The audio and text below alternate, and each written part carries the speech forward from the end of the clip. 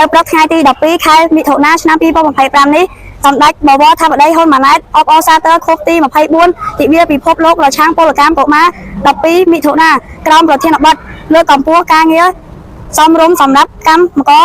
និយោជិតវ័យក្មេងនៅគ្រប់ខ្សែច្រវាក់ផលិតកម្មដើម្បីធានាកំណើតប្រកបដោយជីវភាពនិងភាពធន់ការប្រារព្ធទិវាកុមារអន្តរជាតិនេះឡើងគឺដើម្បីរំលឹកដល់ការ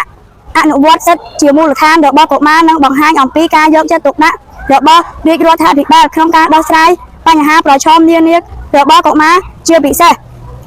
ការបង្ការទប់ស្កាត់និងឆ្លើយតបចំពោះអំពើហិង្សាលើកុមារពលកម្មកុមារសុវត្ថិភាពកុមារតាមប្រព័ន្ធអនឡាញដោយជួយគ្រប់គ្រងដល់កុមាររងគ្រោះនិងងាយរងគ្រោះពីហានិភ័យ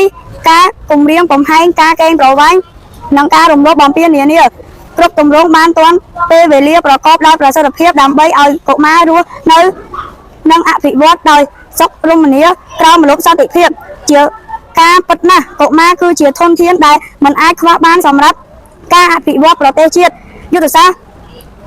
បាញ់កោនដំណាក់កាលទី1របស់រាជរដ្ឋាភិបាលបានកំណត់យកមនុស្សជាវិស័យអតិភិបចម្បងបំផុតហេតុនេះការយកចិត្តទុកដាក់ចំពោះសុខុមាលភាពសុវត្ថិភាពនិងការអភិវឌ្ឍកុមារគឺជាគ្រឹះដ៏ល្អសំខាន់ក្នុងការកសាងមូលដ្ឋានមនុស្សប្រកបដោយសក្តានុពលសម្រាប់ការអភិវឌ្ឍកម្ពុជានាពេលអនាគត